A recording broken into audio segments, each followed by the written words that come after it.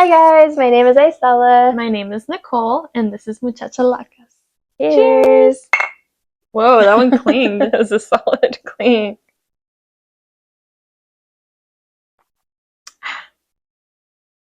So yummy. Yeah, so we're back with like our Halloween series. Like we promised. We have all of my Halloween decorations in the back. Some of yours. Okay, Tim isn't mine. Tim made an appearance. Wait, Welcome back, Tim. We should have Tim sitting on my jack-o'-lantern. I feel like that would look so cute. He's like, hey. He's so proper. Anyways, we have Tim back. He's gonna be with us until the end of spooky season, right? Woohoo! Or not. Who knows? Maybe Tim was just like a permanent member. I guess you'll have to stay tuned and find out. And today we come with our spooky attire. Happy Halloween! Happy Halloween! And we have socks. Yes, hers are cuter, and I gave them to her. They were a gift from Nicole. And I have my bracelet that says spooky on it. It doesn't say and then we decided, we received a comment a few videos back that was like, I love how they progressively get more drunk as the video goes on. We have never drank ever on the pod, except for today. Today marks today marks the first day of us actually having some wine. And she has like this super cute cauldron mug. Shout out to one of our friends who gave this to me for my birthday. And I didn't have a cauldron mug, but I have a cauldron like soup bowl. So when you guys see Nicole, shout out to my twin. Let's do it. So if you see me struggling to drink the wine, I'm like slurping it. We're here like, and you're gonna be like, oh, Nicole's getting a drink right now. Oh God. So I just wanted to be matching. And I love it. Yeah. You know, guys, that's what we do. Yeah, we do. Also, to any of you who are still here after our like Stardew Valley chicken episode, I finished my chicken. I haven't. I want to show you the chicken. I have it right here. If I can reach it. Just do that thing you're good at. Yeah, I don't know if you guys know, but Nicole can like make things float. I'm Matilda. I'm just kidding. Look at my chicken. So cute. I like the eyes. I ended up sewing buttons into the eyes, so it's like a Coraline. So yeah, chicken. I was gonna say so Coraline core. Did you do the tail, or did you not like the extra like tail? I think there was a tail. A part of it was in there. No, that was it. I don't know. Just kidding. Maybe I'm thinking of this. Yeah. Yeah. So cute. Anyways, this is little Greppo from my farm. It's so cute. My Stardew Valley farm. I thought I'd show you guys an update because I don't think we've ever shown like a completed work. Yeah. And then in the last episode, I was making a little ghost. For my car. Mm-hmm. It's in my car right now. I did finish it, so I'll post a picture. I have this from the last episode. We got a couple rows done in between. Just not getting around to crocheting when we're not together. To be so honest. No, for real though. It's so hard. Also, if you guys remember from a few episodes back, we did like our favorite comment on the screen, and it was the one she mentioned before, they get progressively drunk. Okay, we got another funny comment from TikTok, and we're gonna put it right here. And I just thought it was so funny because it was from our last episode that we were dressed as witches. That's so good. Yeah, we're not dressed as witches this time around, but we're still in a seance right now. The seance is happening behind us. The seance will continue to happen until the end of spooky season. Sorry. It is what it is. But yeah, so today I'm going to be working on, I decided I wanted to make a Coraline inspired sweater. Mm-hmm. Like the blue one that has the stars on it. But I didn't want to make like an actual sweater because I feel like whenever I've crocheted sweaters, they just don't turn out right. Mm-hmm. So they're so boxy. Yeah. So I was like, I'm going to try to make a cardigan because I made the hairy cardigan and it turned out pretty well. Mm-hmm. I like the way the hairy cardigan like kind of just like falls on. Yeah, exactly. And so I saw this girl, she posted it over. You sent me the screenshot of like the Coraline sweaters. Yeah, and there's this one girl in the corner. There's this one girl who posted it in the corner of the picture you sent me, and I was like, that's so pretty. And it was like a cardigan version of it. And so I decided to just tackle it myself because I didn't pay for the pattern. But it looked it looked pretty simple. So I'm doing it, and I'm doing my little patchwork crochet granny squares. I have a few. Like snaps to you because it looks so good. That yarn just makes it so much better. It looks so nice. I don't know if you probably cannot see it, but the yarn has like sparkles in it, and the star does too. I don't know if you noticed that the star has like sparkles in it too. Oh no, I didn't. That's so cute. Yeah. Is it the same brand? Like no. Oh no, this one's the red heart, and this one is this one. That's so right. No, it's so cute. I love it. So that's what I'm gonna be working on today. I'll be working on a beanie. Maybe I'll finish it today. Who knows? Hopefully. I guess you'll have to watch the rest. I'm gonna make her speed run through it. I'm gonna be like 1, 2, 3, 4, 5, like, and I'm gonna be listening to your story. It's gonna be like that audio. It's gonna be that audio that they always put on the TikTok when somebody's hurrying. The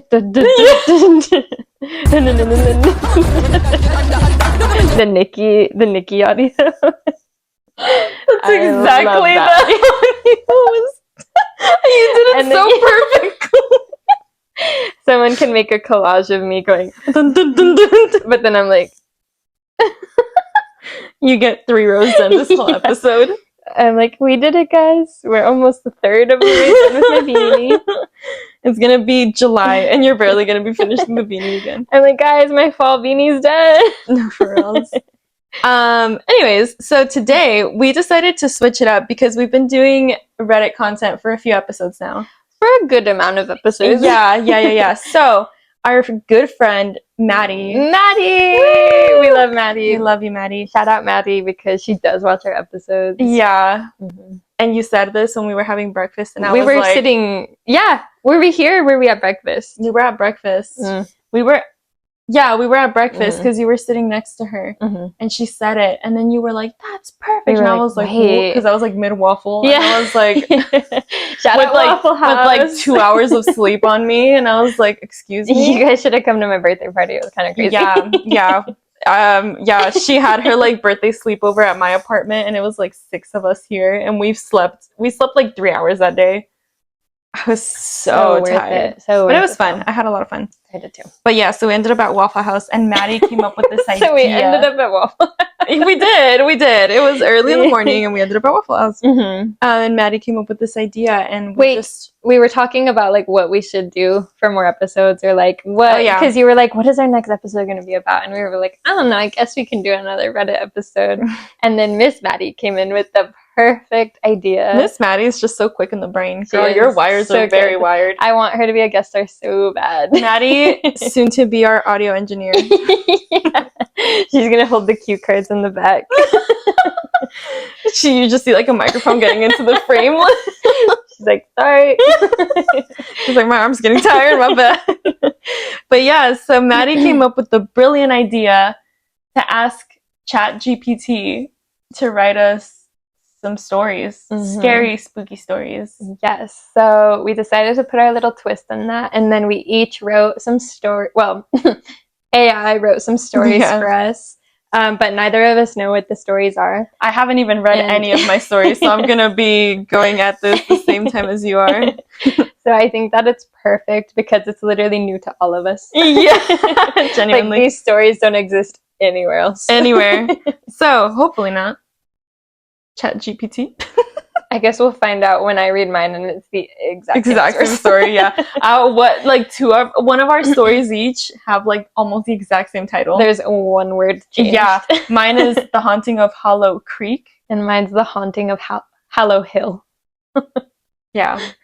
So we're like next door neighbor towns to each other. Right. And they're both haunted, apparently.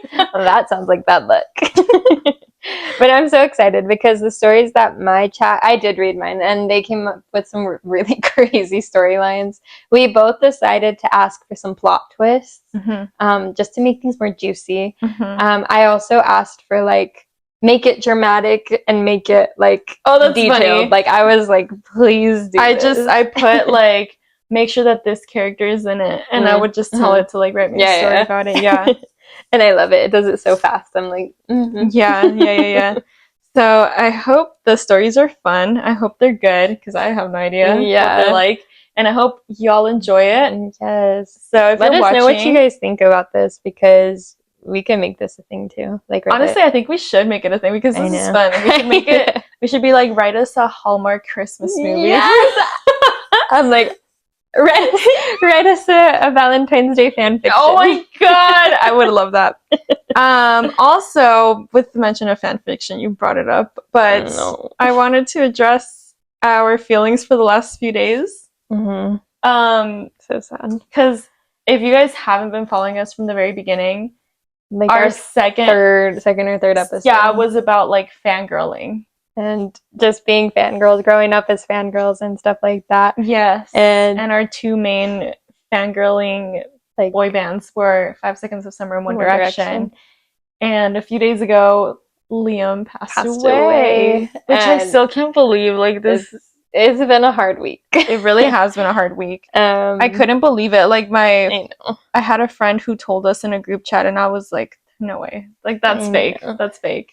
Yeah, I was unfortunately at work when it happened, and I'm not allowed to be on my phone at work. And I was like texting her like crazy. I was like, I saw. My manager pulled me to the back. Shout out my manager. She also watches these videos.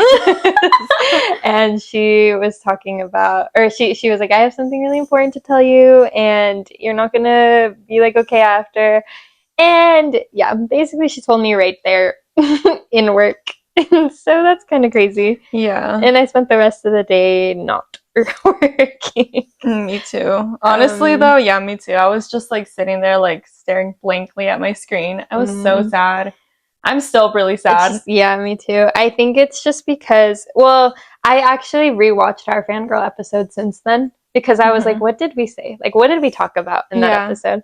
And we were talking about how influential One Direction was to like our primal years and stuff like that. And I've been seeing that a lot with people saying that that's why it's like affecting our generation so much. And it's like, that's why we're so sad, because at least to me, I think this is the first celebrity death that I was truly impacted by. I think it was so surreal. I was telling Isela when it happened, I was like, girl, like literally nothing has changed, but everything has changed.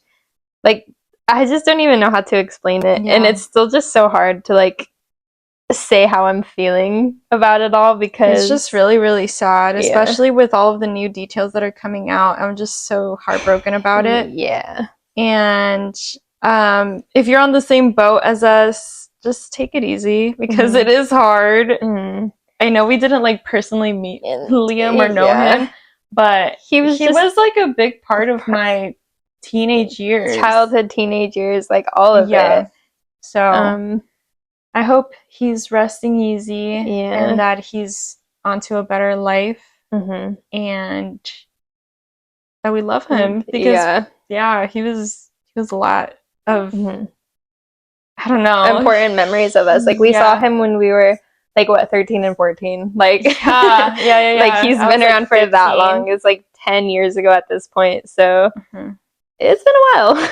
And he was just so young, and it's so unfortunate, but our, hearts go out to his family and his friends and everything like that. His son, everybody. His son, the boys. I really hope everybody's taking care of themselves, and make sure you tell your loved ones that you love them, because you really never know.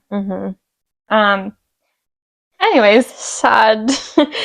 And if anyone needs to talk, we're here for you. No, we really are. Leave us a comment. We're here for everybody. We answer everybody all the time. Yeah, for real. We love it. But take your time, take care of yourself.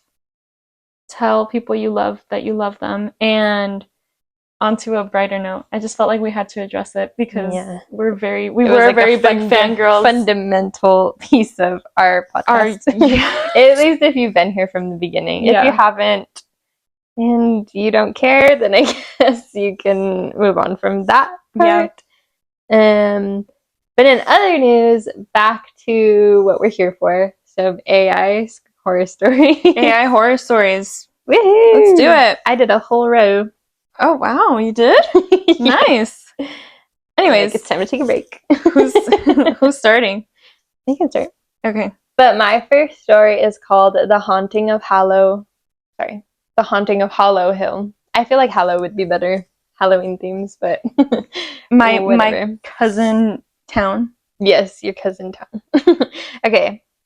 It says, on the outskirts of their small town, Isella and Nicole stood at the foot of Hollow Hill, a place steeped in local legends.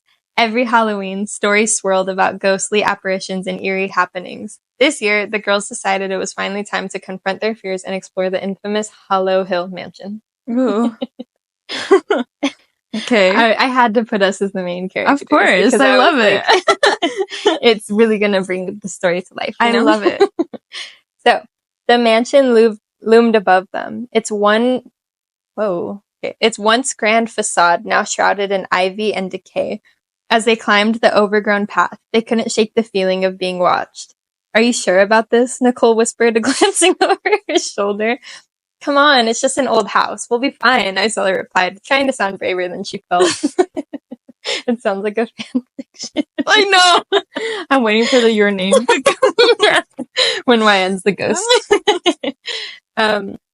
They pushed open the creaking door, which swung wide, revealing a dust-covered hallway.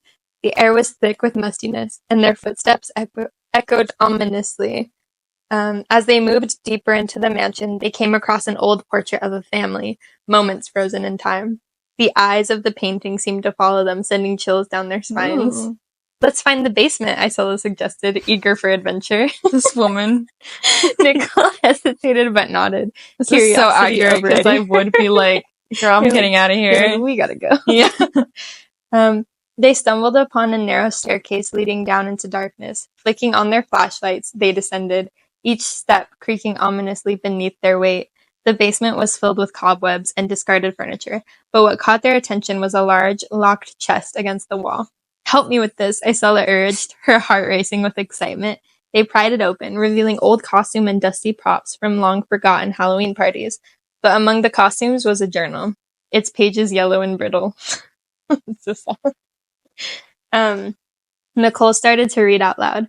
The Hollow Hill family was known for their extravagant Halloween celebrations, but one year a tragedy struck. The youngest daughter, Clara, went missing during the festivities. It is said that her spirit still roams these halls, seeking a friend to play with. Oh, Clara. Suddenly, a loud bang echoed through the basement, making them jump. Did you hear that? Nicole asked, her voice shaking. Probably the wind, Isella said. Oh my god. You're like every typical character. Yeah, the dumb character. Like, though she felt a creeping dread. They gathered their courage and left the basement, only to be met by a figure standing in the hallway. Callum and Luke, their friends from work, leaned against the wall smirking. oh my god, I couldn't even drink my wine when you said that. I was like, this is a really bad time to get to this is perfect. I like the implication that you, me, Callum, and Luke all work at the same job. Yeah, we all live in Hollow Hills. Yeah. Oh my god, it's perfect. Just two random Australian men. Yeah, literally, what are we all doing in this town? What are you girls doing here? Callum teased. We're exploring, Isella shot back, annoyed. Yeah, right. More like running scared from ghosts, Luke chimed in, nudging Callum. Shut up, you guys. This place is actually creepy, Nicole insisted, glancing around nervously. Callum shrugged. We came to find you. We thought we'd show you how it's done. With a roll of her eyes, Isella led the group back into the basement. They gathered around the chest, and Isella held up the journal. Listen to this, she said, reading the entry about Clara. Callum scoffed, I think. Yeah. Sounds like a bunch of old stories to me. Let's find something more exciting. As they searched the basement, Nicole felt a chill run through her. Guys, let's not push our luck. Buzzkill. Dang. She said, but the boys were already opening more chests, rummaging through old costumes and props, laughing and joking. Then, without warning, the lights flickered and went out. Why did I kind of assume the lights were already out? Yeah, I know, me too. I assumed that it was like dark. Yeah. Okay. All right, error from Chat GPT. The group was plunged into darkness. Great, now we're trapped, Luke said, attempting to joke, but his voice wavered. Stay close, Isella ordered, trying to keep her fear from her voice. They huddled together, flashlights flickering back to life. Suddenly, a distant giggle echoed through the basement. Did you hear that? Nicole gasped, gripping Isella's arm. Probably just the wind, Callum said, his bravado fading. That's so funny. Callum's Oh my so god. mean. Yeah, why is he bullying me? Why is everybody bullying me? You're such a scaredy cat, though. So real. Honestly, though, I am. Just in this, you're like, wait. I'm just like extra anxious in this. I just imagine myself like a little tiny baby. Yeah, like, and you're like, guys, please. Yeah. And we're like, I'm like, oh. I feel like that one sticker that I sent you on WhatsApp that it's like the mini cat crying. oh, That's what I feel like really in this small down story. there. Yeah. As they turned to leave, the door at the top of the stairs slammed shut with a deafening bang. Panic set in. Let's go, Isella shouted, racing to the door. They pushed against it, but it wouldn't budge. Whoa. The giggle came again, louder this time, echoing around them. Clara! Nicole whispered, her voice trembling. She's here! In that moment, the air turned icy and shadows danced on the walls. Clara's spirit materialized in front of them, a ghostly figure of a young girl, her eyes wide and longing. Will you play with me? She asked, Ew. her voice a haunting whisper. Play? We don't want to play, Luke shouted, fear sinking into his tone. Callum, however, stepped forward, his curiosity overcoming his fear. Oh, what do you want to play? The ghost eyes sparkled with mischief. A game of hide and seek. If you find me, I'll let you leave. Okay, Callum agreed, surprising the girls. But if we don't find you, you'll stay here forever, Clara replied, her smile turning sinister. That's so scary. Oh, God. Without waiting for a response, she vanished into thin air. The group exchanged nervous glances. This is a terrible idea, Nicole said. Let's just stick together, Isella insisted, and they all agreed. They began to search the basement, calling Clara's name, but every time they thought they saw her, she slipped away like mist. Minutes turned into an hour, and tensions rose. They couldn't shake the feeling of being watched, the shadows growing darker, shifting in corners of their eyes. We need to get out, Nicole panicked. Just then, Isella spotted a flicker of movement behind a stack of old costumes. There, she shouted, rushing towards it. But as she reached for the fabric, she was suddenly pulled backward, as if someone or something had grabbed her. Isella! The others cried out, lunging toward her, but she felt herself being drawn into darkness, her scream swallowed by the shadows.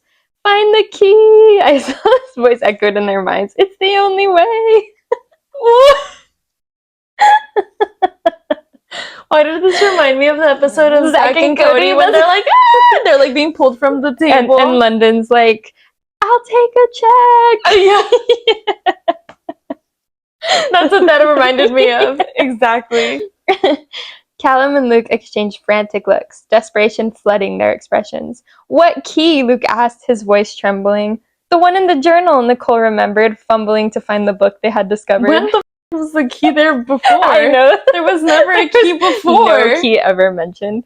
It must unlock something. As she flipped through the pages, Callum kept glancing back into the darkness, searching for any sign of Clara. Hurry, he urged. Finally, Nicole found a passage about a hidden key that could release Clara's spirit from her curse. It says it's in the attic, she exclaimed. I guess it was just like an excerpt. Okay. Without hesitation, they raced up the stairs, the sound of their footsteps echoing in the empty halls. As they reached the attic door, they paused, their breath hitching in their throats. Callum pushed the door open, and they were met with a dimly lit room filled with forgotten memories. In the center stood an ornate trunk, intricately carved and locked tight. This must be it, Nicole said, her heart pounding. They searched through the attic, finally finding an old key within the dusty corners. With trembling hands, Nicole inserted it into the lock and turned it. The trunk creaked open, revealing a swirl of mist and shimmering light. Clara appeared before them, her expression softened. You found me. Now I can finally leave, her voice said with relief. Can you help Isella? Nicole pleaded, tears brimming in her eyes. Clara nodded. But you must choose. One of you can stay, the others will leave. If you do this for me, I promise to let her go. Callum and Luke looked at each other, torn. No one should have to stay, Luke shouted. Then let me go, Nicole said, surprising everyone. I'll stay. Isella deserves to go home. What? No, Isella's voice echoed from the darkness. I won't let you do this. I was just there the whole time. What the? But there was like no reason. Yeah, I know. Why is she so mad? We played the game. But Clara smiled sadly. Sometimes love means sacrifice. In that moment, the attic filled with a brilliant light, enveloping them all. As the light faded, Isella found herself outside the mansion, breathless and alone, with only the echoes of their friendship lingering in the air. Back in the mansion, Clara turned to Nicole, who stood resolute. You're brave, she said, reaching out a ghostly hand. I promise you will not be forgotten. And with that, the attic door creaked shut, sealing the fate of the girl inside. Isella, now far from Hollow Hill, looked back, feeling an unshakable bond with the friend she had lost. Though she escaped the house, the haunting memories of that Halloween night would forever remain with her. You're kidding. You're kidding. You sacrificed yourself for me. That is crazy. You're like, that's crazy. I would never do that. But what did you think? That was crazy. That was not what I expected. It was like, you can tell in some details where like, And it's like, what? yeah, it's like, where'd the key come from? Yeah. You know, but like, overall, I think it was a pretty good story. I didn't like dying at the end, though. Yeah. You just get to live with Clara in Hollow Hill forever. Yeah, no, ew. And like, whatever happened to Luke and Callum? Like, it never said. They were just gone. It was just evaporated after. But I think overall, it was a good story. I thought it was funny. 10 out of 10. That was fun. You can tell though that at some point, although I feel like somebody would for sure rate something like that. Though. Oh yeah, yeah. 100%. Like somebody would randomly just mention a key when there was no key there before. Yes, so true. And then everyone watching the movie would exactly. be like, huh? It'd be like, huh? Yeah. Okay. I guess it's time to tell my story, which is very similar. Mine is titled "The Haunting of Hollow Creek." So we're right next. Yeah, right next door, and apparently with very similar timelines. Except I didn't put our names as the characters. So it says, in the small town of Hollow Creek, Halloween was a time for fun and fright. This year, however, the air buzzed with a sense of foreboding. Is that how I say that? I think so. Okay. The townsfolk whispered about the old Miller house, long abandoned and shrouded in legends of its former inhabitants, and especially the disappearance of the Miller family on Halloween night decades ago. Curious and a little reckless, a group of friends, Emma, Jake, and Mia, decided to explore the house. Armed with flashlights and bravado, they crept through the creaky front door, its hinges groaning in protest. Inside, dust motes danced when the beams of light and every shadow seemed to pulse with a life of its own. As they moved deeper in the house, they stumbled upon an old family portrait hanging crookedly on the wall. The faces were obscured by time, but Emma felt a strange pull towards it. Look at their eyes, she said, shivering. It's like they're creepy. watching us. Like the Harry Potter pictures. Yeah. Mia laughed nervously. They're just paintings, Emma. Let's find the basement. Oh, that's so Isella and Nicole. Yeah, I know, exactly. That's why I'm like... But as they made their way down the narrow staircase, Jake felt a cold swat. Whoa. Swat. I combined draft and sweep. Oh, Jake felt a cold draft sweep past him. Did you guys feel that? He asked. Unease creeping into his voice. Just then, they heard a faint whisper echoing through the halls. Words that were almost familiar. What if it's just the wind? Mia suggested through her voice, though her voice trembled. Oh my god, I can't read. Suddenly they heard a loud thud from above. Heart racing, they glanced at each other. Should we check it out? Jake asked before anyone could answer. He dashed up the stairs, and the others reluctantly followed. When they reached the second floor, they found a door slightly ajar. Emma pushed it open, revealing a dusty room filled with old toys and a child's bed. On the nightstand lay a tattered book. As Emma picked it up, she felt a jolt of electricity run through her. The cover read, The Lost Tales of Hollow Creek. Oh. Opening the book, she began to read aloud. On the night of the blood moon, the children of Hollow Creek vanished without a trace, taken by the shadows. Suddenly, a loud crash interrupted her. The door slammed shut, trapping them inside. Panic surged as they pounded on the door. What do we do? Mia cried. Just then, the whispers grew louder, swirling around them like a dark mist. I think they want to show us something. Oh, wait. Just kidding. I think they want us to know something. I was like, what are they going to show them? Emma shouted over the din. We have to finish reading. With renewed determination, Emma continued, her voice steady despite the chaos. But the children never returned. They became part of the shadows, and the house became a prison of their own making. As she read, the shadows began to take form. Well, how do I say that? Coalescing? Oh. I've never seen that word before in my life. Me either. Oh. Coalescing. Coalescing. Okay. To come together to form one larger group. All right. Okay. As she read, the shadows began to take form, coalescing into ghostly figures of children. Their eyes glowed with a mix of sorrow and longing.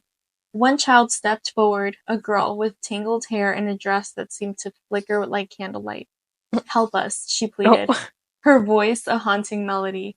We are trapped here, and only you can set us free. Free? How? Jake asked, trembling. Jake's like, I don't want to help you. No, for real. Jake's like, let me out of here. Find the one who bound us, the one who hid the truth, the girl whispered, her figure fading in and out of existence. You must uncover the family's secret. Suddenly, the shadows lunged towards them, and the friends found themselves enveloped in darkness. Moments later, they were standing back in the living room, the book gone, but the air still thick with tension. Did that just happen? Mia asked, her eyes wide. They were unsure whether to believe what they'd seen. We need to figure out who that girl was, Emma said, her resolve hardening.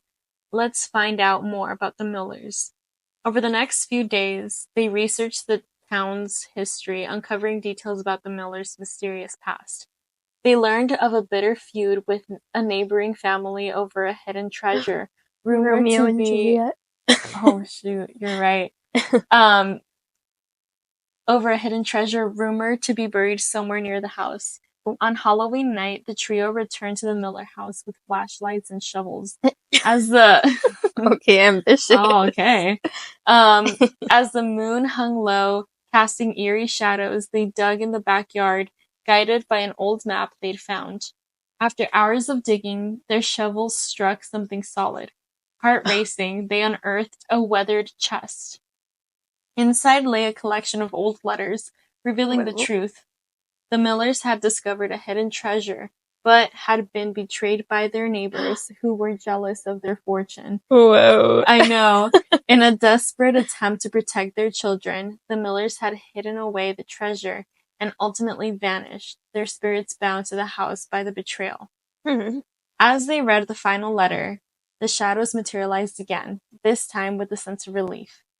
The girl stepped forward once more, her face illuminated by the moonlight. You've freed us, she said. Thank you. With a wave, the shadows dissolved, leaving behind a serene stillness. The friends looked at each other with a mix of disbelief and triumph on their faces. But as they turned to leave, the ground beneath them trembled, and a new whisper filled the air. You've only uncovered part of the truth. Realizing they had awakened something deeper, the friends exchanged worried glances, knowing their Halloween adventure was just beginning. The house had secrets still buried, and it seemed the shadows were not yet done with Hollow Creek. Oh, what? That's it. And Fiend. Fiend. With the... That's scary. That was crazy. I felt like it was lacking in the family secret. I wanted the secret to be and like what did the Millers... juicy. What did they find? Yeah, what was exactly. What was the treasure? So... Part 2? You're like, Chat GPT, tell us what happened with the Miller. No, for real, huh? That's so interesting. Tell us the Miller's family secret. I thought it was going to be very similar because I saw certain lines that were like almost like the same, and I was like, in the family photo. Yeah. But then that completely changed. I know. They're so ambitious, though, for going on Halloween night with their shovels and their flashlights. Yeah, and then to, just like, starting dig it to up. dig. Like, that's crazy. That would take forever. That would take like a solid 24 hours to get far. And then they just find it, like, pretty quickly. And they're It like, must have not "We been found buried it." that deep. Yeah. After all that time, though, it's just, like, right on the surface. Yeah, no, exactly. I'm like, who buried this? Who's trying to protect the family It's secret? just very eroded soil. That's funny. That one was good. I did like the twist. I was not expecting, like, them to be betrayed. Me either. I wish the betrayal and the secret were like more like Shown, you yeah. know?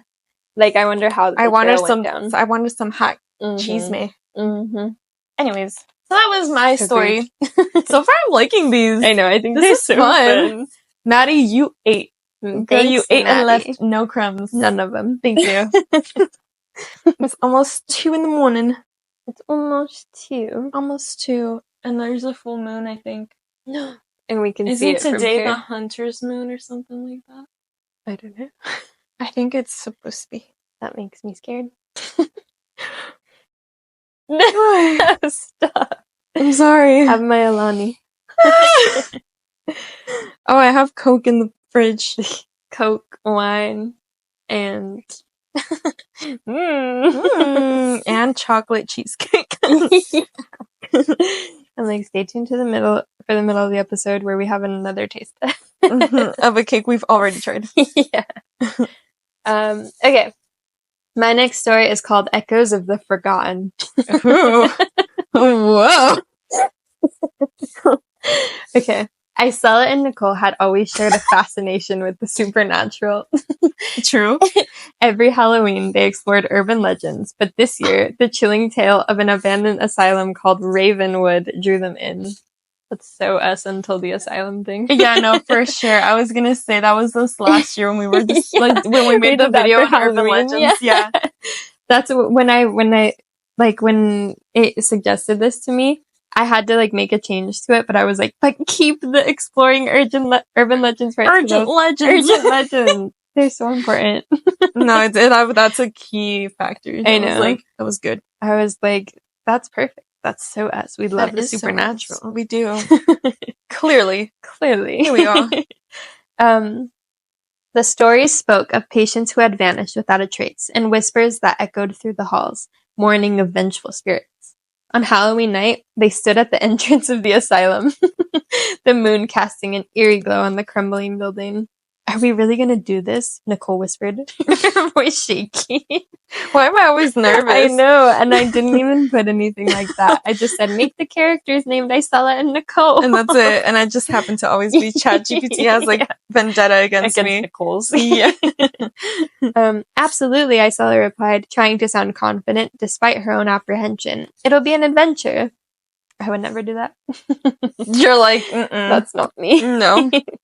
They stepped inside, the heavy doors creaking ominously behind them. Dust motes danced in the beam of their flashlights, and the air smelled stale, as if the house itself was holding its breath.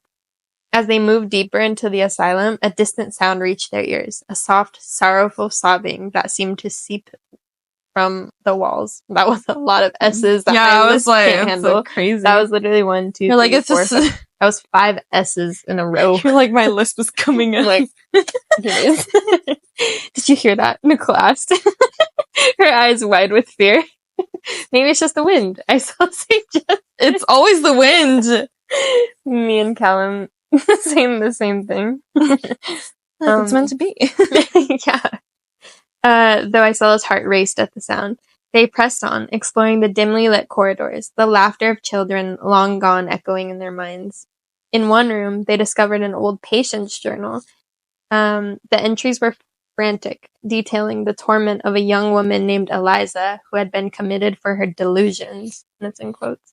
The last entry sent chills down their spines. It said, "They want to keep me here forever. I can hear them whispering my name." Suddenly, a loud crash reverberated through the asylum, making them jump. "What was that?" Nicole gasped. "I don't know," Isella replied, heart pounding. "Let's go check it out." Yeah, right. Okay. They cautiously followed the sound, leading them to a dark corridor lined with old cells. As they ventured deeper, the sobbing grew louder. Whoa. Louder. I'm reading too fast. Me. Mingling with the soft, chilling laughter that seemed to come from nowhere. Isella, this isn't right. We should go, Nicole urged, her fear evident. Let's just go a little further, Isella insisted, drawn to the haunting atmosphere. They stumbled upon the door slightly ajar, and as Isella pushed it open, they entered a small room filled with dusty medical equipment. In the corner sat a ghostly figure. Figure. I'll figure. And how do you say that? Emaciated? That word. Mm-hmm. Young woman with hollow eyes and tangled hair. Help me, she whispered, her voice filled with despair. They won't let me leave. Who won't let you leave? Isella asked, stepping closer. The doctors. They think I'm crazy, the woman replied, her eyes pleading. But I'm not. I'm Eliza. Okay. Right. Nicole grabbed Isella's arm, her voice trembling. We need to go. This feels wrong. But Isella just couldn't turn away.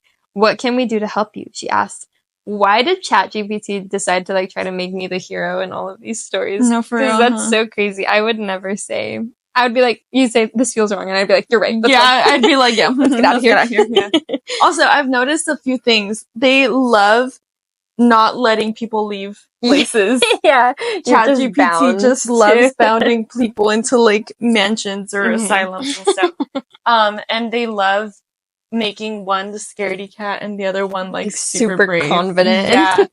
Yeah, right. We can both be scared. Yeah, no, for sure. We wouldn't even dare go into. No, literally, we would have just stayed at the base. We wouldn't even have gone. Oh. We'd have just looked at pictures of it and been like, "Wow, that's scary." Yeah, we might have peeked inside and one tiny creak and we'd be like, "Bye, this was fun." Yeah, no, for real, bye. Let's go. So I've noticed that they really like doing those. Yeah, and there's always a basement. There's always shadows. There's always pictures and a journal. A ghostly figure. Yes. Yeah. It's crazy. They're not very original when it comes. It's like they're taking all the cliche horror tropes and they're putting it together. Yeah. Just listen to me. You have to find the truth. It's the only way to set me free, Eliza said. Before they could respond, a sudden chill filled the room, and the lights flickered. Darkness enveloped them, and they fumbled for their flashlights. When the light returned, Eliza was gone, and the room felt heavier, as if the shadows were closing in on them. What just happened? Nicole gasped, panic rising in her chest. We have to get out, Isella said, but she felt inexplicable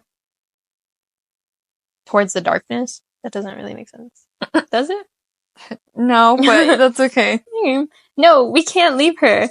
As they turned to leave, the air thickened, and the laughter morphed into piercing screams that echoed through the asylum. I would cry if I heard something like that. In the dark. So yeah, scary. Especially in a bed in an asylum. Holy crap. You shouldn't have come here, the voices warned, echoing from every corner. You're not welcome. Run, Nicole shouted, her voice breaking. They dashed towards the exit, but the front door slammed shut, trapping them inside. Isella, Nicole cried out, her fear intensifying. What do we do? Me wanting to say, I fucking told you. Yeah. We should have left when I said. Yeah. We can't just abandon her, Isella insisted, determination flooding her veins. We have to find out what happened to Eliza. My gosh. Why do I care so much about Eliza? I don't even know for real. her. You've seen her one time. As a ghost. Yeah, as she's been dead. They retraced their steps to the room where they had seen Eliza. The air crackled with tension as they entered, and the shadows seemed to dance malevolently around them. Eliza, Isella called out, desperation in her voice. We're here to help. The room filled with an unnatural chill, and Eliza's spirit reappeared, her form flickering. You shouldn't have come back, she warned, her voice a haunting echo. But if you wish to help me, you must confront the truth. What truth? Nicole asked, trembling. The truth of what happened here, Eliza replied, her eyes filled with sorrow. The doctors, they were cruel. They kept me here, twisted my mind, and now I'm trapped. Isella felt her heart ache for the spirit. What can we do? You must find the room where they kept the patients. It'll hold the answers. Eliza whispered, her form starting to fade. But be careful. The shadows will try to keep you here. That's really scary. You're such an empath. I know. I can't even help not feeling bad for ghosts, too. Yeah, no, for real. It's I just feel so much. I sympathize with her a lot. For what? I don't know. Determined, Isella grabbed Nicole's hands. We can do this. We'll find the truth. As they navigated through the asylum, the air grew heavier, the laughter turning into shrill cries that echoed in their ears. We're not afraid, Isella. Isella shouted, her voice strong. This lisp, it's not working today. It's probably because it's like 2 a.m. Yeah. Finally, they stumbled upon a door marked isolation.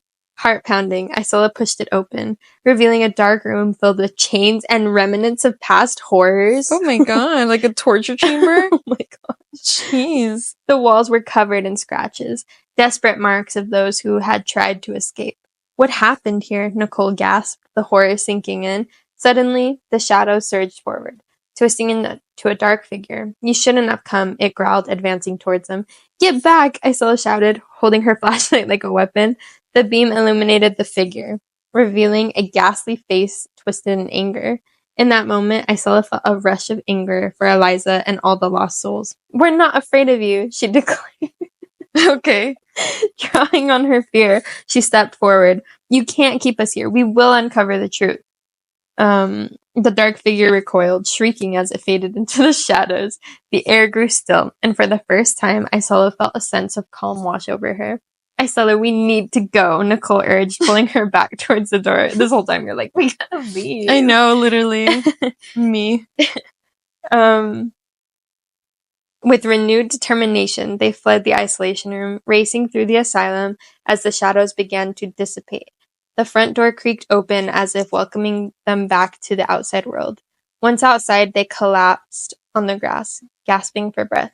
We did it, Isella whispered, tears of relief streaming down her face. They released the ghost? I guess. Or did they just leave? No, because she said, get back, and then it just disappeared. My words were so powerful. Okay. You were like, ah! And then and I saved everyone. I saved everyone in the asylum. Okay. Alright. Okay. We did it, Isella whispered, tears of relief streaming down her face. We faced the darkness. I like that line. I had to repeat it because it was so good. That's like in Twitches when it's so like, powerful. Oh, yeah, the smoke. Yeah. I always thought that was so scary when I was little. Yeah, me too. When I was little, I thought that was like crazy. As they stood to leave, a soft breeze brushed past them, and they heard Eliza's voice, gentle and grateful. Thank you, you've set me free. Isella smiled, feeling a warm glow in her heart. Lol. She had faced her fears and helped a lost soul find peace. From that night on, the whispers of Ravenwood shifted, no longer filled with sorrow, but instead echoing gratitude for the girls who had dared to confront the darkness. And crazy. While Isella and like Nicole, we did nothing. I know, we saved the town. We just went, ah! And then it was done. We saved them. And we saved everybody that was there. And while Isella and Nicole would always carry the scars of their experience, they also held the strength to face whatever may lay ahead. Okay. All right. We did it. We did it. We're always doing it. So good at this game. We're so good at this game. We're so good at saving the town. We're so good at Halloween. That was crazy. That one was kind of crazy. Yeah, that one had so many plot holes. I know. I wish we found out what the doctors were doing. Yeah, why were they bad? Yeah. And I wish there would have been more to us killing them than just being get back, and then it's done. That's so unnecessary, I feel. Agreed. But that was my story. I thought it was quite funny. I don't know which one to do. All right. Okay. So, I'm ready. My second story is called The Forgotten Doll. It's so scary. I already can tell it's going to be creepy. We'll see. All right. In a quiet town where the streets were lined with old trees and the houses seemed to whisper secrets, there was a little antique shop called Timeless Treasures. The shop was filled with relics from the past, but one item caught the eye of every visitor. A porcelain doll sitting on a dusty shelf, its face painted with a perfect smile that never seemed to fade. Two things. So Annabelle core, and also Timeless is my favorite Taylor Swift song, and it's literally about an antique shop. That's crazy. So many points are being hit in these stories. I had to let you know. The doll, known as Lila, had a peculiar aura about her. The townsfolk avoided the shop, claiming that Lila was cursed. They said that anyone who owned her would experience misfortune and despair. But one rainy afternoon, a curious girl named Mia wandered into the shop, drawn by Lila's enchanting gaze. Oh. The shopkeeper, an old woman with eyes that seemed to hold centuries of knowledge, noticed Mia's fascinations. "Ah, Lila," she said, with a knowing smile. "She's been waiting for someone like you." Mia, Ew. I know, isn't that gross? So I gross. feel like the shopkeeper's looking like a witch. Yeah. And she knows. Yeah, exactly. Mia, enchanted by the doll's beauty, decided to take her home despite the shopkeeper's warning. As soon as she placed Lila on her dresser, a strange feeling washed over her, a mix of excitement and unease. Ew. That night, Mia fell asleep with thoughts of the doll swirling in her mind. But around midnight, she was jolted awake by a soft giggle. Oh no, my God. absolutely not. Heart pounding, she glanced around her room, and her eyes fell on Lila. The doll was now facing her, its smile wider than before. "Mia," the doll whispered, its voice like a rustling of leaves. "Play Ew. with me." Ew. I know. Mia's blood ran cold, but she couldn't tear her gaze away. "What do you want?" she stammered. "Just a game," Lila replied, her eyes gleaming in the moonlight. "Let's have some fun." The next day, Absolutely not. girl, the second a doll talks to me, I'm out of there. That's when you have to not respond to the doll, not spend the whole night with That's the doll. so in the crazy, room. isn't it? Ew. You would not find me in that room for the rest of my life. Like, I would be gone. I would have moved out of that house. I would have too. Left the doll there. I would have tried to throw the doll away. What if it came back? I would have sold it back to the shopkeeper and be like, "Ma'am, you sold it to me. You're like, Take it you back." didn't warn me. She's like, Yeah, yes, I I did. She's like, "No refunds." Sorry, we don't accept those here. Oh God.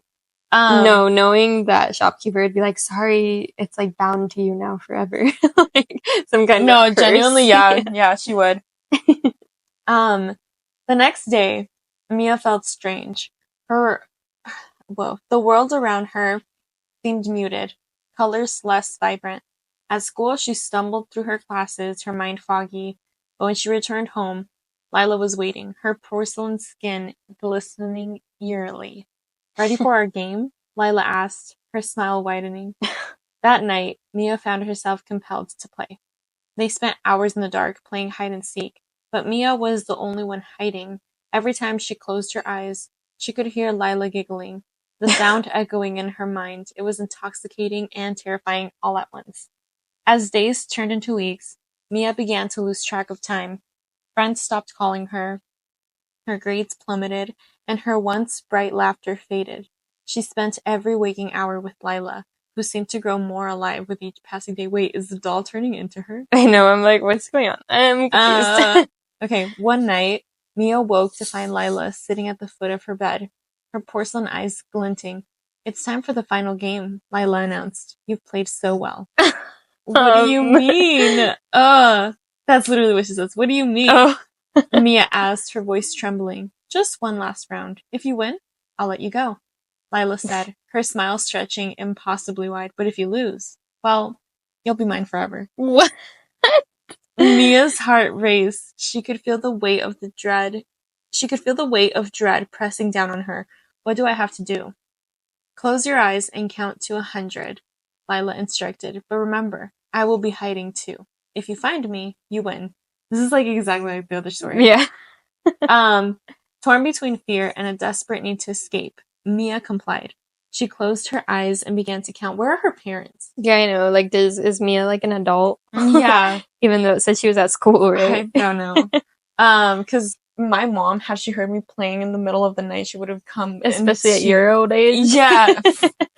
She was like, "What are you doing?" She's like, what is all that noise? Yeah. I'm just playing with my doll that I got from the antique shop. It's no big deal. Me at 25 years old. So, torn between fear and a desperate need to escape, Mia complied. She closed her eyes and began to count. But with each number, her surroundings shifted.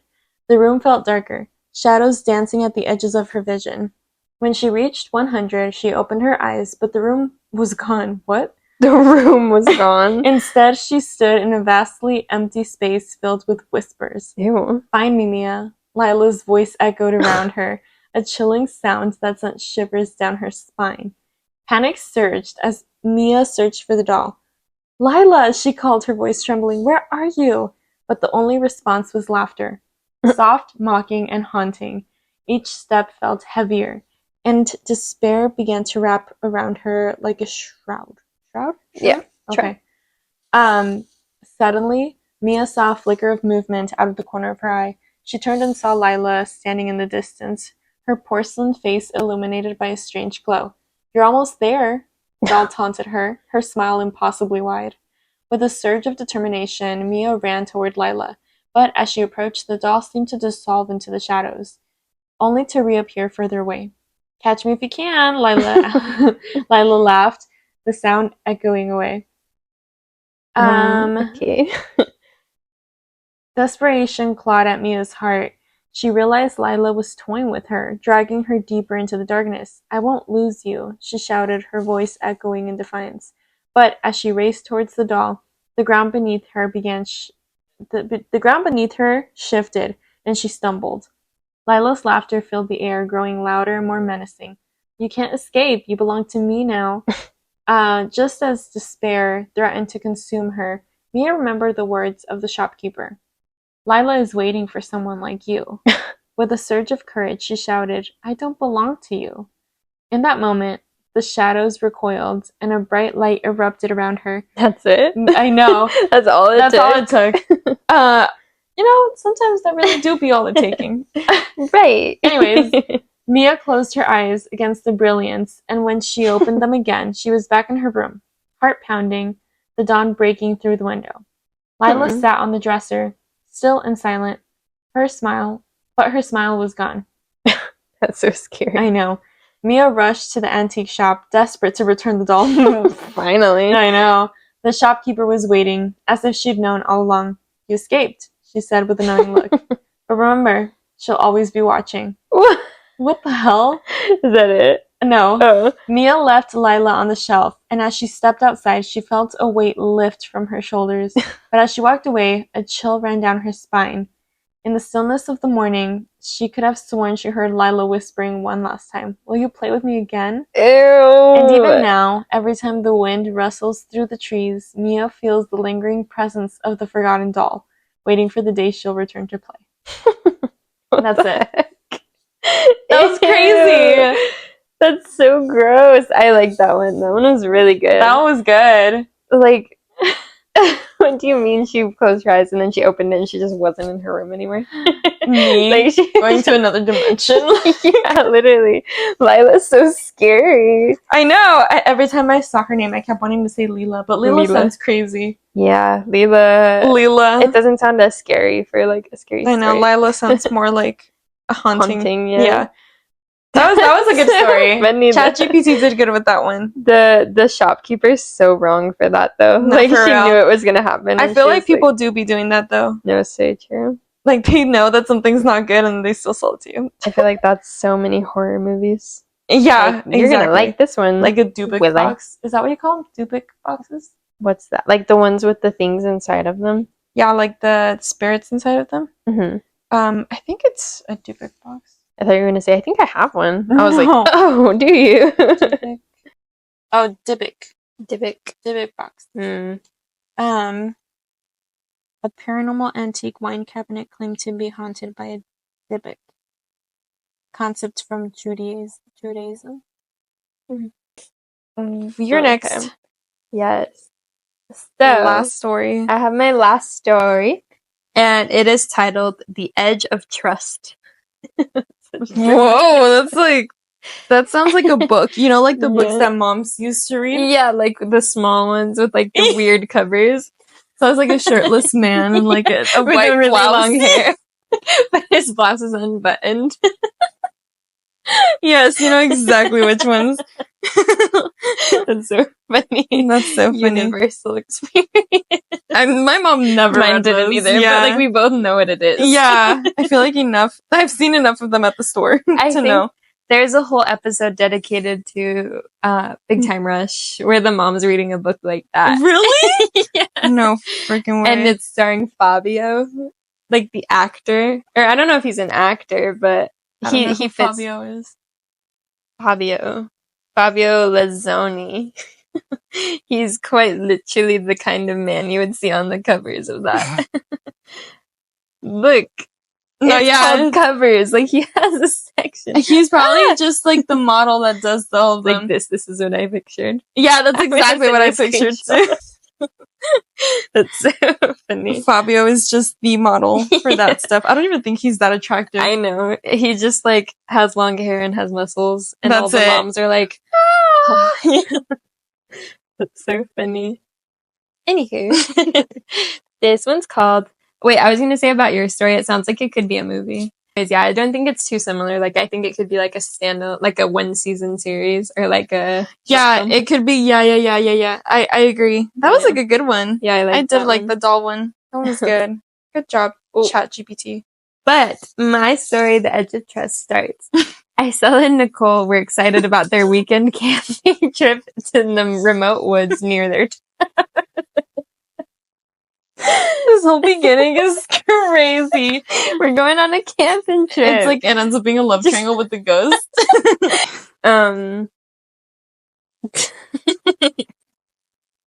Their friends, Callum and Luke, join. And they plan to hike during the day and share scary stories around the campfire at night. You see, I had to add some extra characters just to mix it up a bit. It's just perfect. The first day passed with laughter and adventure, but as night fell, a tense atmosphere settled over the camp. Sitting around the fire, the friends shared ghost stories, but soon the fun turned serious when Nicole brought up the legend of the missing hiker from years ago. That is something I would do, though. When I first heard it, I was like, Nicole's the perfect character. Yeah, I would so do that. They say he disappeared right around here, she said, her voice low, and some say he never left. Wait, I want to know the whole thing. I know, like, where did he disappear? Yeah. Come on, that's just a story they say to scare kids. Callum scoffed, tossing a log into the fire. But Luke, who had been unusually quiet, shifted in his seat, glancing around nervously. Aww. As the fire crackled, Isella noticed something odd about Luke. He kept looking into the darkness beyond their campsite, as if watching for something. "What's wrong, Luke?" she asked. "Nothing. Just felt like someone's watching us," he replied, forcing a smile. Let's go explore. Oh my god, you're insane. I wonder every single story. I'm like, is this the same universe, Isella and Nicole, that we just, like... No, because I'm not as scared in this one, and I brought up a scary story. Yeah, true. Has to be a different universe, but, like, come on. Every single one, you're like, let's go! Well, ghosts, let's go! Your next line. Are you crazy? It's pitch black out there. Nicole exclaimed. This character is the truest to mine. But Isella was determined. "Come on, it'll be fun." She pulled Callum and Luke to their feet. And after a bit of hesitation, Nicole reluctantly followed. Yeah, because, like, what are you going to do? Just sit there and wait for us to go? Honestly, though. You're like, yeah, I will. Yeah. The group walked a short distance from the camp, flashlights in hand, the beam cutting through the thick darkness. The trees loomed overhead, their branches whispering in the wind. Suddenly, they stumbled upon an old, abandoned cabin, partially hidden by vines and underbrush. "Looks creepy," Luke said, eyeing the cabin warily. "Let's check it out," Isella said, her curiosity piqued. She pushed the door open, and it creaked ominously. Inside, the air was stale, filled with the scent of a damp wood and something else, something metallic.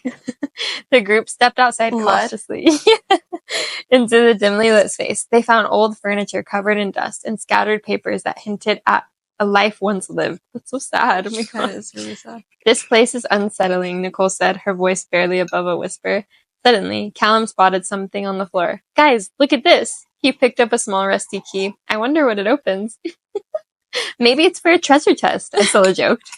Her laughter faded. But it actually is for a treasure chest. Her laughter faded as she saw the seriousness in Callum's eyes. Or it could be something dangerous, Luke suggested, glancing towards the door. Luke would never. Yeah. I don't think he's like this in real life. I just feel like he wouldn't say anything. He'd just kind of be there. Yeah. I feel like he'd be like, whoa. Yeah. He suggested, glancing towards the door as if expecting someone to come in. The tension in the air thickened. Let's just go back, Nicole urged. This feels wrong, but Icella's adventurous spirits couldn't be tamed. Wait, what if we find something valuable? She convinced the others to stay a bit longer, searching the cabin for anything unusual. As they rummaged through the drawers, Callum suddenly froze. Guys, look at this. He's like, you're going to want to see this. He's like, this is a little important. He held up a torn newspaper clipping dated several years ago. Several years ago, detailing the disappearance of a local hiker. This was in the area. Let's get out of here, Nicole said, her voice trembling. This is too much. As they turned to leave, the door slammed shut. The sound echoed like thunder in the cramped space, and they all jumped, fear flooding their senses. What the hell? Luke yelled, yanking on the door. Calm down, it's just the wind. Of course it was the wind. When does Isella never think it's the wind? I know. It's always the wind. Yeah. It's always and like it's the just house so settling. windy all the time. Yeah. Always. Every single time. What did they say the line that was like, whoa, take it easy? Who? But they were like, oh, calm down. Let's get out of here. This is too much. Calm down. It's just the wind. Yeah. Yeah. I don't know why the episode of Drake and Josh when he was like, whoa, just take it easy, man. Came into my head. That. He's like about to rob it. They're like acting right, like, and it's like a TV show or something. We should make that a sticker on WhatsApp. Oh, we should. Just take it easy. Oh, but the door wouldn't budge. Panic set in as they pushed against it together, but it felt as if something were holding it shut from the outside. Isella, this was your idea, Nicole shouted, her fear boiling over. Just like blaming you for it. Guys, let's just breathe. We'll figure this out, Isella said, trying to maintain her composure. Suddenly, a thud echoed from the back of the cabin, followed by a soft shuffling footstep. What was that? Luke whispered, his eyes wide with terror. Icella's heart raced. I was like, what did she race? Yeah. Icella's heart raced. Maybe it's just an animal, she suggested, though she knew it was unlikely. More like a ghost, Nicole said, her fear rising. Let's get out of here. That's like the only thing you ever say in this story. Know. Let's go. It's always me trying to save everybody else. You know what, though? If you guys would just listen to me, I know. everything would be avoided every single time. That's so funny. If you guys would just listen to me. It's true. Like, if you would just listen to me and these stories, nothing would ever go wrong. Nobody would try to bind us to, like, a mansion. No. Just then, the sound of scraping metal filled the air. The group turned to see a figure standing in the doorway at the far end of the cabin, half hidden in the shadow. What are you doing here? The figure demanded, voice gravelly and low. Fear surged through Isella. We were just exploring, she said, trying to sound innocent. Whoa, just take it easy, man. Whoa, just take it easy. You shouldn't be here, the figure said, stepping towards the light. It was a scruffy man with wild hair and deep-set eyes. This place isn't safe. We know, Callum stammered, backing away. Then why are you still here? The man asked, his tone shifting from aggressive to oddly concerned. You need to leave. Now. Let us out, Luke shouted, pushing against the door again. Don't worry about the door. It'll open when it's ready, but you need to listen to me. There are things out here, things that shouldn't be disturbed. What are you talking about? Isella asked, her mind racing. People disappear in these woods, the man continued. Not just hikers, anyone who doesn't belong. You're not safe. Suddenly, the door creaked open on its own, and the group stumbled back, startled. Go, before it's too late, the man urged, gesturing wildly. Without a second thought, Isella, Nicole, Callum, and Luke rushed out of the cabin and into the night, their hearts pounding. They sprinted back to the campsite, not daring to look back. When they reached their tents, they collapsed, gasping for breath. What just happened? Nicole asked, her voice shaky. I don't know, but that guy was seriously creepy, Callum said, trying to catch his breath. I don't think we should stay here tonight, Luke suggested, glancing nervously into the surrounding woods. Agreed, Isella said, still shaken. Let's pack up and head back to town. As they gathered their things, they heard a rustling in the bushes nearby. What if it's him? Nicole whispered, her voice trembling. Let's just hurry, Isella urged, her heart racing. Just as they were about to leave, a flashlight beam pierced the darkness, and the figure from the cabin stepped out into the light. "I told you to leave!" he shouted, anger in his voice. "Run!" Calvin yelled. And they bolted towards the trail. Why wouldn't we just run to the car? Yeah. No, actually, why? Why are we running down the trail? As they sprinted down the path, they heard the man's footsteps behind them, growing closer. Is it that one that we told the story about? That I told the story about at the beginning? Do you think it's his ghost? Perhaps. Mayhaps. Perhaps it's him. Panic surged as they realized they had no idea where they were going. The woods seemed endless, and every shadow felt like a threat. It's so scary. I know, actually, yeah, I would cry. Suddenly, they reached a clearing, and Isella spotted the old road that led back to town. "This way," she shouted. Just as they turned to run, they heard a snickering crunch behind them. Luke fell to the ground, gripping his ankle. "I can't go on," he gasped. "Leave me, just go," Luke shouted, desperation flooding his voice. Sacrificing himself? I know. Just get up. Why can't we help it? I know. Why can't we just... And then they're like watching him like, "Get up, Yeah. bro. Come on. Get up. Let's go." And he's like, on the floor. It's reminding me of that, what is it? That scary episode of Zoe 101 where they go up to the mountains to like find about the curse of PCA. Do you remember? No, I don't remember. And then they dig up the locket, and then they're like, "We should leave it here. We don't want to disturb him." And then Logan like slips it into one of their backpacks. What? I do not remember that. It's so good. That episode still scares me to this day. Really? Because then the ghost follows them back to PCA, and it like haunts them because Zoe falls and like hurts her ankle. And then she's in like the nurse's office, and then the ghost like comes in and destroys the whole campus. Really? It's really scary. Oh wow, I don't remember that at all. And the only way to like cure it is to go put the locket back where he Oh my gosh, went missing. speaking about Zoe 101, do you know that Alexa Nicholas is like getting canceled right now? Wait, why? Because apparently she's like, I didn't look too much into it because I frankly just didn't care much. Mm-hmm. But I guess it's because she's like lying about a bunch of stuff. And she was like working in collaboration with like a few other people to make her organizations that work against like I think it's child abuse. I can't remember what it's about, to be honest with you. But I guess she like took the credit for everything. She was like, "I did this, I did that," when it was actually like a group effort. And I think the other girls actually put in a lot more work than she ever did. Yay. And she was trying to take it over. And then she was like on a few podcast episodes, and in the podcast she was like pretending to like, she would say things that she thought would get a reaction out of people. And then when they would try to ask her for more details about it, she would try to like brush it off. Ew. You know, like crazy things like that. Again, I don't know too much information, but yeah, apparently stuff like that's happening. Yeah, and every time, obviously, whenever somebody mentions Zoe 101, I think about her. Yeah, because of everything that's been happening. Oh, and then I guess Jamie Lynn Spears came out because about that.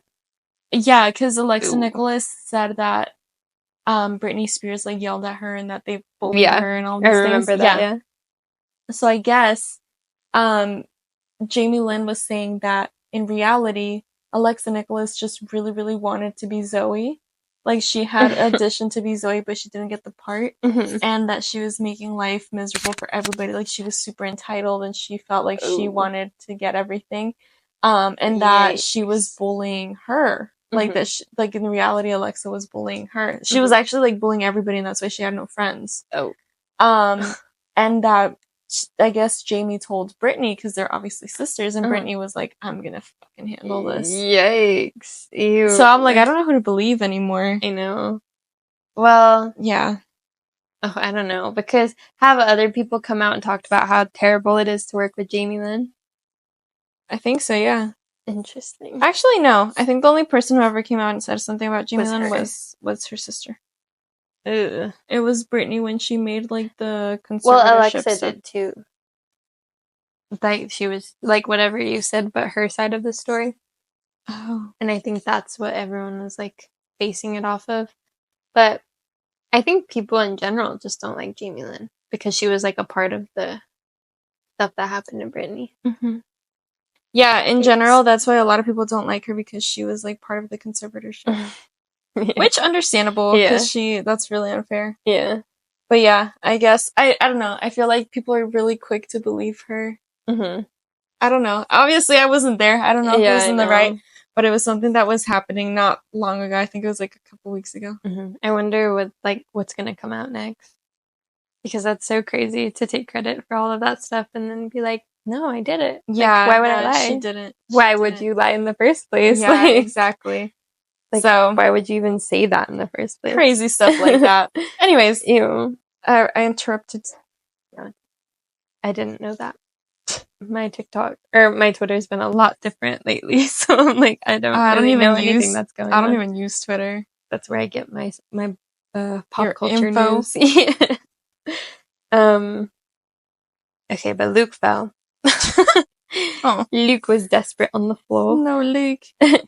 We're not leaving you, Nicole cried, but Isella grabbed her arm. We have to, she insisted. It's too dangerous. At that moment, the figure appeared at the edge of the clearing, silhouetted by moonlight. You should have listened, he said, stepping closer, a menacing grin on his face. As Nicole hesitated, Luke pushed himself up, determination sparking in his eyes. Get out of here, I'll hold him off. No, we can't leave you, Nicole yelled. Nicole yelled, tears stinging her eyes. Just go, I'll be fine, trust me, Luke shouted, his voice firm. Luke. He's so bold, so brave. Yeah, so brave, my man. Callum grabbed Isella's arm, pulling her down the road. We have to run. With a heavy heart, Nicole nodded, tears streaming down her face. We're coming back for you, I promise. As they sprinted down the road, the sounds of the forest faded behind them, leaving only the pounding of their hearts. No! They reached the town, adrenaline coursing through their veins, and collapsed on the sidewalk, gasping for breath. Did we lose him? Nicole panted, looking back into the woods. I hope so, Callum said, trying to catch his breath. As they sat there, trembling in the moonlight, a chilling realization struck Nicole. What if he's not okay? What if we left him too suddenly? Her phone buzzed in her pocket. She fumbled to pull it out, her heart racing as she saw the message from Luke. I'm sorry, I didn't want to scare you. I had to protect you. Don't come back for me. No! All of their hearts dropped. No, it can't be. Before she could finish her thought, the ground beneath them trembled. From the woods, a figure emerged, dragging something behind him.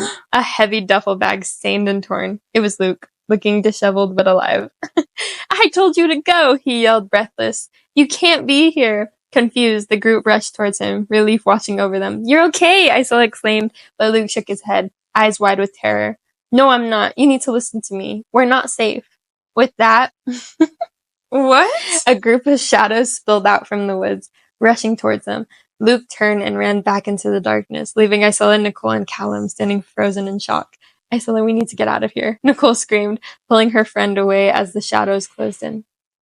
Isella, we need to get out of here, Nicole screamed, pulling her friend away as the shadows closed in. As they raced back towards town, Isella glanced over her shoulder, catching a glimpse. Oh, wait, no, it's... As they raced back towards town, Nicole glanced over her shoulder, glancing a glimpse of Luke, disappearing into the darkness once more. Glancing a glimpse?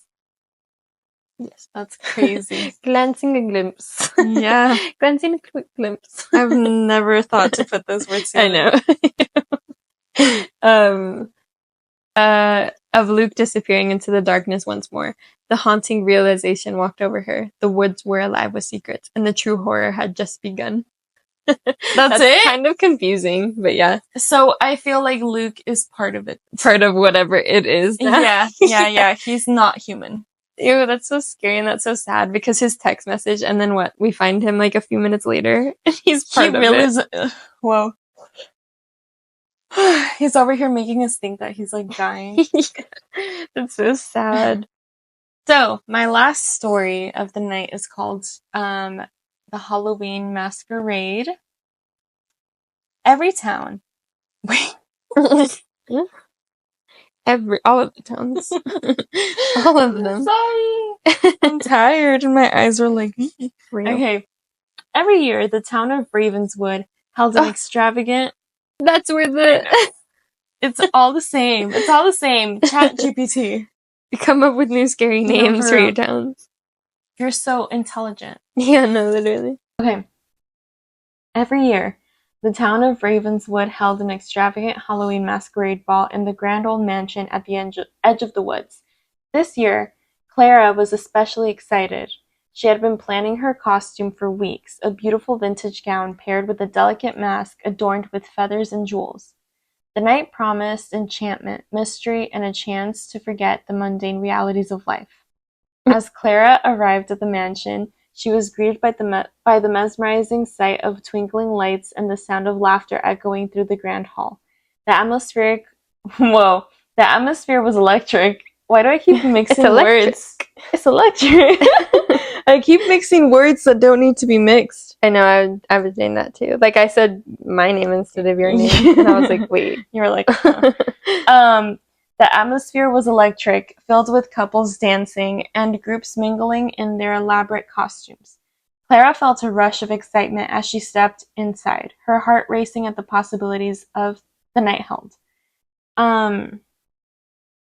As she mingled, Clara noticed a man standing in the corner, his mask more elaborate than any she had seen, black with intricate gold patterns, hiding his features completely. There was something about him that drew her in. He seemed out of place yet captivating, as if sensing her gaze. He turned and locked eyes with her. Love at first sight? Or may I have this dance? He asked, extending his hand. Would you say yes? Obviously. Come on, You're like, I'm gonna dance. Obviously. The thing about me is I'm gonna go to the mansion and I'm gonna dance. Thing about me, especially if a handsome stranger, I don't even know what he looks like. It said it literally hid all of his features. If he asked me to dance, I was like, You're like, I'm there. I'm there. May I have this dance? He asked, extending his hand. Clara hesitated for a moment, but found herself unable to refuse. This reminds me of when we did the Urban Legends episode. And it was the girl in the casino. Yeah. Okay. The moment they touched, an electric spark coursed through her, and she felt as if she had known him forever. She's in love. They danced gracefully, lost in each other's eyes. What's your name? Clara asked curiously. Names don't matter tonight. He replied with a mysterious smile. Just enjoy the moment. And you know Clara was like, oh man. She's like, I'm Clara, by the way. She's like, okay, well, you don't have to tell me yours. But I'm going to tell you mine. As the evening wore on, they slipped away from the crowd and wandered into the dimly lit library, filled with shadows and secrets. The man pulled a book from the shelf, revealing a hidden compartment beneath it. There's something I want to show you, he said, his voice low and enticing. Clara's heart raced. What is it? With a swift motion, he opened the compartment, revealing a small, ornate box. This box holds the essence of Halloween. Okay, what? A wizard. Okay. A wizard. The essence of Halloween? The essence, all of it. Everything. That's crazy to me. Being of Halloween. All Hallows Eve. Okay. The magic and mystery of this night, but it comes with a price. What kind of price? Clara asked, intrigued, mingling with caution. Every wish made with the essence of this box comes true, but it requires something in return, he said, leaning closer. A piece of your soul. Clara felt a... She's like, great. Yeah, she's like, okay. Clara felt a chill run down her spine. What kind of wishes? Anything your heart desires, he replied, his eyes glinting with mischief. We could be together forever, live in a world of endless magic. All you have to do is agree. All the allure washed... Wait, Wow, what the fuck? As the allure of his words washed over her, Clara hesitated. What if I don't want to give up a piece of my soul? Real.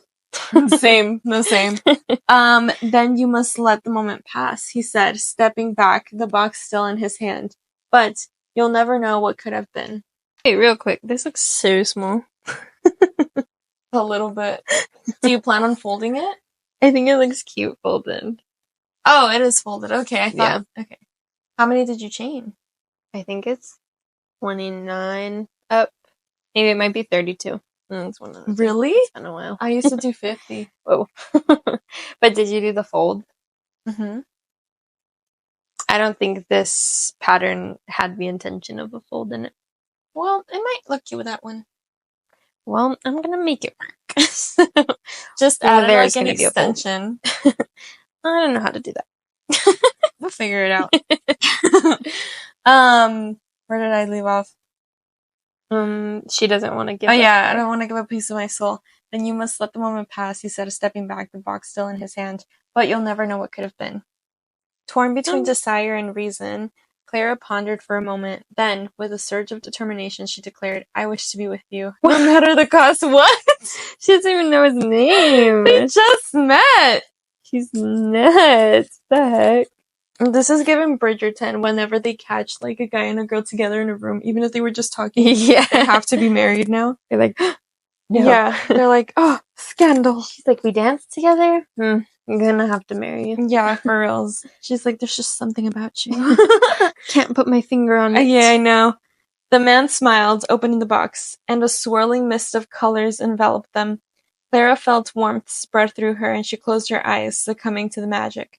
When she opened them again, they were standing in a beautiful, enchanted garden, bathed in moonlight. Welcome to our new life, he said, taking her hand. Clara looked around, amazed by the beauty and vibrancy of the place. But as she turned to face him, the man's expression changed. Now, we must seal the deal, he said, his voice shifting a darker tone.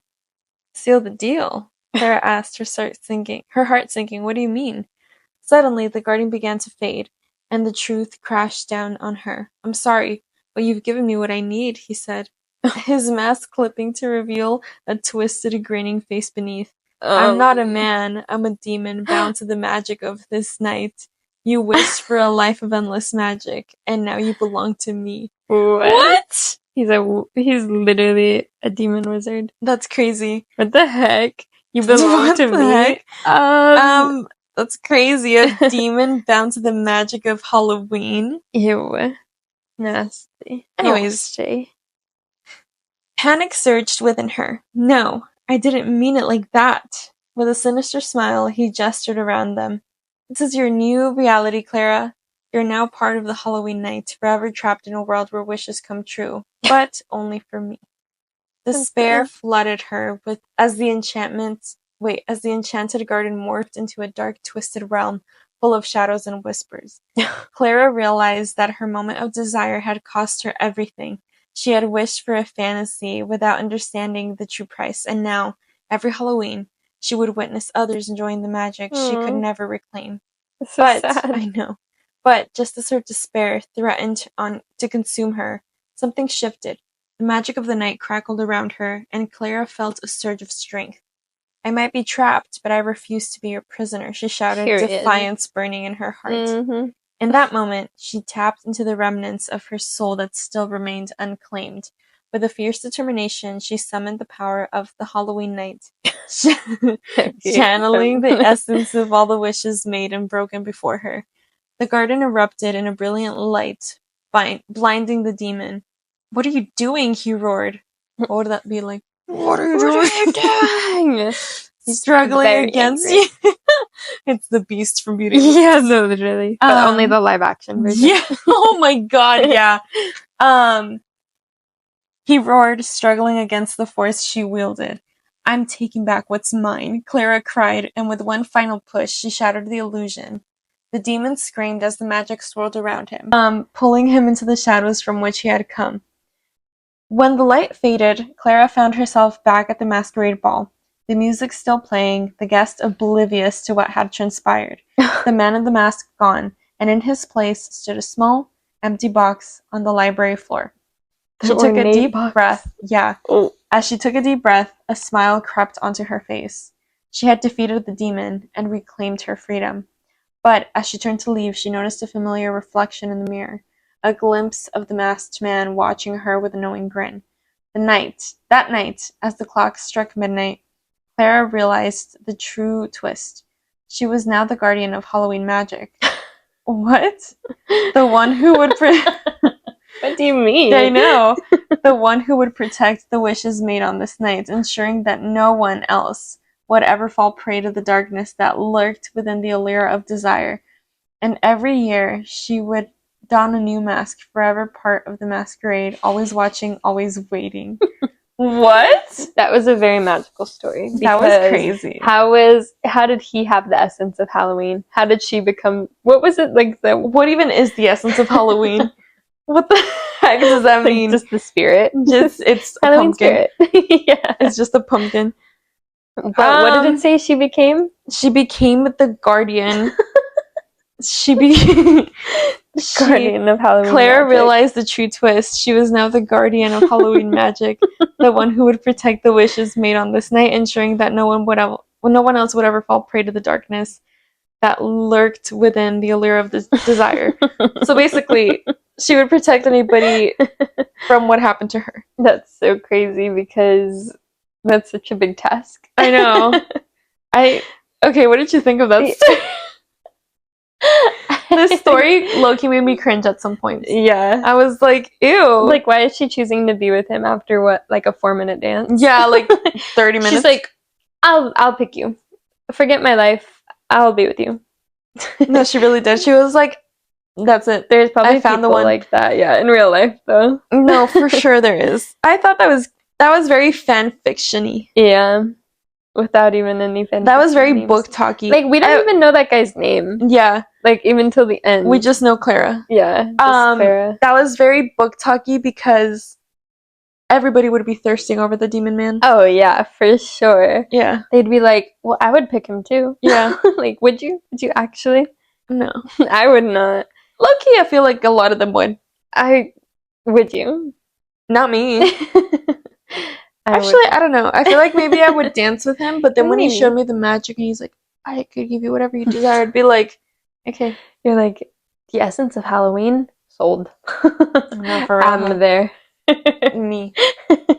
Like, how did he even get that? Who is he? I know. What kind of demon is he? That's so scary.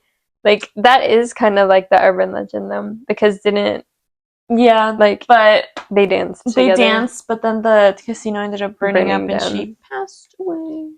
Yikes. So, that was my last story. That one was good. That was the craziness of Chat GPT. Yeah. And, like, what was your favorite? I think I liked the doll one. I think I liked the doll one too. The one doll was one was good. kind of crazy. I feel like I all feel of like mine the were other kind of ones the were same. yeah, I feel like the other ones were very repetitive. Yeah, like this is what we're doing. Let's go inside. There's a basement, there's a shadow trying to bind us to a There's the house. problem. Let's yell at it until it goes Luke away. and Nicole are always scared. Nicole's terrified for her life every time she single hangs out with Isella. Yeah. Just kidding. Speaking You're of. like, yeah, that's actually true. You're like, that one. I'm like, sure. Yes, but everything else, no. I did like the twist at the end of Luke like becoming part of like. Oh yeah, I happening. liked that too. That was kind of crazy. That he was like, I bet you he's the demon man. Yeah, no, literally. Like he probably just became him after that. I believe it. They just like exchange bodies. Yeah. Ew, that's really gross. Like, have you seen that movie? What is it called? Unfriended.